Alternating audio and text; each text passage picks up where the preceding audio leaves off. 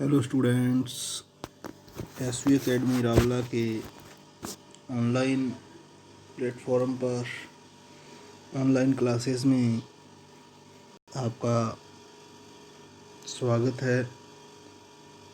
जैसा कि हम पढ़ रहे थे कक्षा 12 की अनिवार्य हिंदी पुस्तक सृजन का लेसन नंबर 17 मैं और मैं, जिसके लेखक हैं कन्हैया लाल मिश्र, प्रभाकर। तो इसमें हमने पढ़ा था कि किस प्रकार से जो घृणा है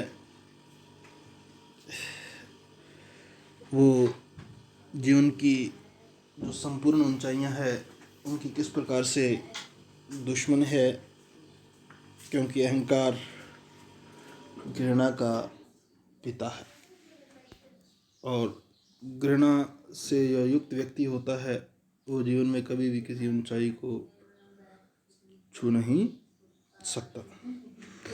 और ख़ास बात तो यह है कि घृणा उसका घात करती है जो घृणा करता है। तो घृणा को रोकना, उसे उत्पन्न ही नहीं होने देना, हाँ जी, घृणा को रोकना और उसे उत्पन्न ही नहीं होने देना यह बहुत ही ज़रूरी है। पर रोकने की बात कहकर तुमने मुझे एक बहुत ही पुरानी बात याद दिला दी। तो यानी कि वो एक पुरानी बात को याद करके उनको एग्जाम्पल के तौर पे, उदाहरण के तौर पे उनको समझाने का प्रयास करता है। तो मेरे एक मित्र हैं कौशल जी, उन्हें अपने जीवन में पहली असफलता यह मिली कि एंट्रेंस पास नहीं कर सके और 9th में ही उन्हें स्कूल को नमस्कार करना पड़ा। यहाँ तक हमने पढ़ा था कि किस प्रकार से उनके एक मित्र थे कौशल जी और उन्हें जीवन में पहली असफलता मिली कि एंट्रेंस पास नहीं कर सके और 9th में ही उन्हें स्कूल को नमस्कार करना पड़ा, यानी कि स्कूल को छोड़ना पड़ा। तो यहाँ तक हमने पढ़ा था। इस लेसन को आगे पढ़ते हैं। आज इनके कुछ दिन बाद ही उन्होंने छोटा सा प्रेस खोल लिया। साझी समझदार था, काफ़ी इंटेलिजेंट था। कर्जा प्रेस के नाम लिखता रहा और आमदनी अपने। प्रेस फेल हो गया और मेरे मित्र चौराहे पर खड़े दिखाई दिए, यानी कि उन्होंने एक साझा काम किया, प्रेस खोला। और जो साझी था काफ़ी होशियार था, समझदार कहने का मतलब यही है यहाँ। तो कर्जा तो प्रेस के नाम लिखता रहा और आमदनी अपने नाम, और इस प्रकार फेल हो गया। और मेरे मित्र थे जो कौशल जी, वो चौराहे पर खड़े दिखाई दिए। फिर उसके पश्चात अपने पिता की पूरी पूंजी लगाकर उन्होंने बर्तनों का एक कारखाना खोल लिया। बर्तन बनते, कलई होती, रुपए छनका करते, यानी कि खूब आमदनी होने लगी। सेठों में गिनती होने लगी। पर तभी उनकी पत्नी बीमार हो गई। उसे लिए इरविन अस्पताल पड़े रहे। कारखाना मजदूर खा गए। 5 महीने बाद लौट कर आए तो लेना कम था, देना बहुत। यहाँ भी ताला बंद किया, यानी कि ये दूसरा व्यवसाय भी उनका पत्नी की बीमारी की वजह से ठप हो गया।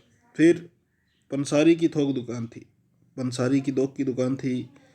मेवा के ढेर लग गए, ढेरों आती, बोरियां जाती। फिर रुपया बरसने लगा। पर जाने कैसे ये घटनाएं भी छितरा गई और पत्नी का सारा जेवर बेचकर जान छूटी, यानी कि किस प्रकार से उसे एक और व्यवसाय में अच्छी इनकम होने के बावजूद भी निराशा हाथ लगी। खाली तो रह ही नहीं सकते थे, खाली तो रह ही नहीं सकते थे। घर से दूर जाकर एक होटल खोल लिया, चला चमका और ठप हो गया। वहाँ से भी हटे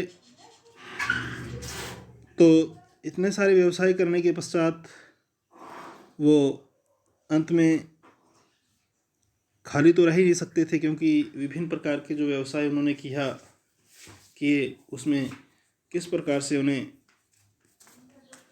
कभी किसी के माध्यम से, कभी किसी के माध्यम से नुकसान उठाने पड़े। फिर भी काम करने के आदी थे और खाली तो वे कभी भी रह ही नहीं सकते थे।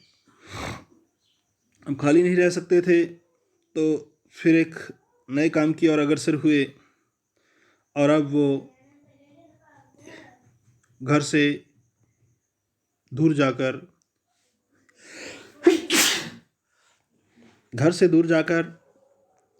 होटल खोल लिया। अब उन्होंने घर से दूर गए, अब होटल खोला। पहले किस प्रकार उन्होंने अलग अलग व्यवसाय किए, प्रेस खोला, प्रेस में मित्र होशियार निकला जिसने खर्चा प्रेस के नाम लिखता रहा और आमदनी अपने नाम। तो इस प्रकार प्रेस फेल हुआ।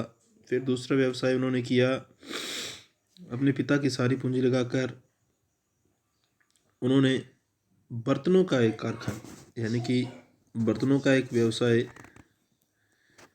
किया। तो उस बर्तनों के व्यवसाय में भी जब उनकी पत्नी बीमार हो गई और उसे एविन अस्पताल लेके गए तो पीछे से मज़दूरों ने जो सारा व्यवसाय था वो चौपट कर दिया और जब वो वापस लौटे तो लेना कम था और देना बहुत अधिक। और इस प्रकार फिर उन्होंने या इस बर्तनों वाले कारखाने को बंद करके वहाँ ताला लगा के, यानी कि वो कारखाना, वो दुकानदारी, वो व्यवसाय इनका फेल हो गया। उसके पश्चात पंसारी की थोक की दुकान की, वहाँ ढेरों मेवे आते, बोरियों के बोरियों वो बेचता, यानी कि वहाँ भी खूब इनकम, खूब आय इनको होने लगी। पर न जाने किस प्रकार ये घटनाएं भी छितरा गई। यानी कि विभिन्न प्रकार के कारोबार करने वाला व्यक्ति वो कभी खाली तो बैठ ही नहीं सकता। तो इसीलिए आगे कह रहा है लेखक, खाली तो रह ही न सकते थे, यानी कि वो खाली तो बैठ ही नहीं सकता था। अब घर से दूर जाकर होटल खोल लिया, घर से दूर जाकर होटल खोले, यानी कि अब इन्होंने एक व्यवसाय आगामी व्यवसाय शुरू किया। होटल खोला, चला, चमका और ठप हो गया। यानी कि ये भी खूब चला, खूब ही चमका और धीरे धीरे ये भी क्या हो गया, ठप हो गया। यानी कि ये कारोबार भी उनका क्या हो गया, बंद हो गया। तो वहाँ से भी हटे और अपने संबंधी की, अपने रिश्तेदार, कोई अन्य रिश्तेदार था तो अपने संबंधी की सोडा वाटर फैक्ट्री में बैठने लगे। सोडा वाटर फैक्ट्री थी किसी संबंधी की, किसी रिश्तेदार नातीदार की, तो उसकी फैक्ट्री में बैठने लगे। यहाँ से एक बीमा कंपनी में गए और होटल के पश्चात सोडा फैक्ट्री में बैठने लगे। सोडा फैक्ट्री के बाद बीमा कंपनी में गए, तो बीमा कंपनी में भी इन्होंने खूब चमके, खूब रुपए कमाए। बीमा कंपनी में डायरेक्टरों का कुछ झमेला मचा, यानी कि जो डायरेक्टर थे उनका कुछ झमेला विवाद हुआ आपसी। तो उन्होंने शरबत की दुकान खोली। तो उन्होंने क्या की, एक शरबत की दुकान खोल ली और एक अखबार निकाल दिया। और एक क्या निकाला भाई, अखबार निकाला। तो इन्होंने शरबत की दुकान खोल ली और उसके पश्चात एक अखबार निकाल लिया। दोनों ही खूब चले पर टिक कर नहीं चले, पर चलकर टिके नहीं। तो शरबत की दुकान के साथ साथ एक अखबार भी इन्होंने निकाला। दोनों खूब चले परंतु चले तो ज़रूर, चलकर टिके नहीं, चले ही गए मतलब। तो इनका भी ये व्यवसाय भी क्या हो गया, बंद हो गया। अब कामगार व्यक्ति था, इसलिए किसी न किसी काम में लगातार या स्थायी तरीके से लगा ही रहता था। और अब एक देख पढ़ते हैं आगे कि इन्होंने क्या नया व्यवसाय शुरू किया और उसमें किस प्रकार इन्होंने हाथ आजमाए और किस प्रकार का इनको फ़ायदा या नुकसान हुआ। अब आगे है इन विभिन्न कार्यों के पश्चात, तो आगे है अब यह एक बहुत बड़ी कंपनी के मैनेजर डायरेक्टर थे, एमडी यानी कि। अब एक बहुत बड़ी कंपनी इनको कोई हाथ लगी तो उसके ये मैनेजर डायरेक्टर बन गए। यहाँ से ऐसे चमके कि पिछली सब चमकें धीमी पड़ गई, और इस कंपनी के डायरेक्टर बनने के पश्चात वो इस प्रकार से चमके कि इस प्रकार से उनका नाम चमका कि पिछली सब की सब चमकें, जो पिछले जितने भी व्यवसाय कारोबार किए इन्होंने उसमें खूब चमके भी। तो उसके सामने इनकी सारी की सारी चमकें क्या थी, फीकी पड़ गई। यानी कि कंपनी में मैनेजिंग डायरेक्टर के तौर पे इनको बहुत अच्छी पहचान मिली। एक बार तो ऐसी हवा बंधी कि गांठ बंध गई। एक बार तो ऐसी हवा बंधी कि क्या बन गई, गांठ सी बन गई। यानी कि हवा की गांठ बंधना, यानी कि कोई गुबार वगैरह देखते हो आप तो उसको कह रहा है वो। एक बार तो ऐसी हवा बंधी कि गांठ ही बंध गई, पर फिर वे ही बहुत सी बातें इकट्ठी हुई और कंपनी में ताला पड़ा। यानी कि मैनेजिंग डायरेक्टर के पद पे इन्होंने खूब महारत हासिल की, और एक बार तो ऐसी हवा भी बंधी कि गांठ ही बंध गई। यानी कि बहुत धंधा नया इकट्ठा हुआ, पर फिर वे बहुत सी बातें इकट्ठी हुई, फिर बहुत सी ऐसे अपवाद भी, यानी कि बातें इकट्ठी हुई कि इस कंपनी में भी क्या हो गया, ताला पड़ा। ताला पड़ा मतलब ये कंपनी भी क्या हो गई, बंद हो गई। तो इस कंपनी के बंद होने के पश्चात अब नया व्यवसाय कौन सा शुरू कर रहे हैं, तो मेरे मित्र अब पुस्तक प्रकाशक थे। अब वो पुस्तकों का प्रकाशन करते हैं। तो लेखक कह रहा है कि मेरे मित्र अब पुस्तक प्रकाशक थे, बाजार उनकी पुस्तकों से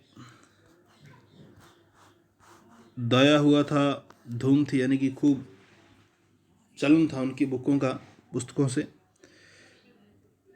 खूब जोर रहे। यानी कि खूब उनकी प्रसिद्धि उनको प्राप्त हुई, बहुत ज़्यादा वो फेमस हुए, और देश स्वतंत्र हुआ। और फिर धीरे धीरे क्या हुआ, देश स्वतंत्र हुआ।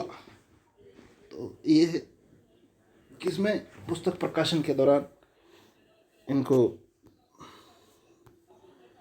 इस प्रकार का काम मिला। तो पुस्तक प्रकाशन के बाद बाजार उनकी पुस्तकों से दाया हुआ था, धूम थी, खूब जोर रहे, देश स्वतंत्र हुआ। और इसी बीच क्या हुआ, देश स्वतंत्र हुआ। उन्हें एक यात्रा के बीच में एक जाति के लोगों ने उतार लिया, और न जाने कितने दिन बंदी रहे। तो उन्होंने देश स्वतंत्र हुआ तो उस दौरान एक यात्रा शुरू की। तो उस यात्रा के दौरान ही किसी अन्य जाति के लोगों ने उन्हें उतार लिया और उन्हें बंदी बना लिया, और न जाने कितने ही दिन वो बंदी रहे, जाने कैसे बचे और कहाँ कहाँ भटकते रहे, और न जाने वो कैसे वहाँ बंदी गृह से निकले, किस पर बंदी बनाए गए तो किस प्रकार से वहाँ बचे और कहाँ कहाँ भटकते रहे। तो बहुत दिन बाद एक पत्रकार के रूप में प्रकट हुए। तो बहुत ही दिनों के पश्चात आभास हुआ कि वो एक पत्रकार के रूप में प्रकट हुए। तो बहुत दिनों के बाद वो बंदी गृह से बचने के बाद धीरे धीरे भटकाते रहे, और बहुत दिनों के बाद वो एक पत्रकार के रूप में प्रकट हुए। और अब शांति के साथ सम्मान की और व्यवस्था की ज़िंदगी बता रहे हैं। और वर्तमान समय में वो शांति के साथ बड़े ही आराम पूर्वक सम्मान की और व्यवस्था की ज़िंदगी बिता रहे हैं। अब उनकी जो जीवन यापन करने का तरीका है वो बहुत ही अच्छा है। यानी कि अच्छे तरीके से वो अपना जीवन यापन कर रहे हैं। अब आगे है, उन्हें देखकर बराबर मेरा दिमाग चक्कर में रहता है। तो उन्हें देख कर के मेरा जो दिमाग है, जो मेरा मनोमस्तिष्क है, वो इस चक्कर में, वो इस संशय में, इस सस्पेंस में रहता है कि ये सज्जन कितने अद्भुत हैं, कितना आश्चर्यजनक है कि इतनी असफलताओं के थपेड़े खाकर भी, यानी कि इतनी असफलताओं के थपेड़े खाकर भी निराश नहीं हुए और इतने सारे काम किए, यानी कि इतनी सारी उनको असफलताएं मिली, इसके बावजूद भी वह व्यक्ति क्या नहीं हुआ, निराश नहीं हुआ, यानी कि किसी न किसी काम में अपना हाथ आजमाता ही रहा लगातार, यानी कि असफलताओं के थपेड़े खाने के बावजूद भी वो लगातार अपने कामों में, किसी न किसी काम में लगा ही रहा। मैं उनके बारे में बहुत सोचता, पर उनके व्यक्तित्व का रहस्य नहीं समझ पाता। मैं उनके बारे में बहुत सोचने का प्रयास करता, बहुत उनके बारे में सोचता भी, परंतु उनका व्यक्तित्व कैसा है, उनकी पर्सनैलिटी कैसी है, किस प्रकार का उनका ये रहस्य है, व्यक्तित्व का उनके रहस्य क्या है, मैं ये सब चीज़ें नहीं समझ पाता। तो आज के लिए स्टूडेंट्स इतना ही। आगामी जो इसका अंश बचा है उसको आगामी ऑनलाइन क्लास के दौरान हम पढ़ेंगे। तो आज के लिए इतना ही। बहुत बहुत धन्यवाद। जय हिंद, जय भारत।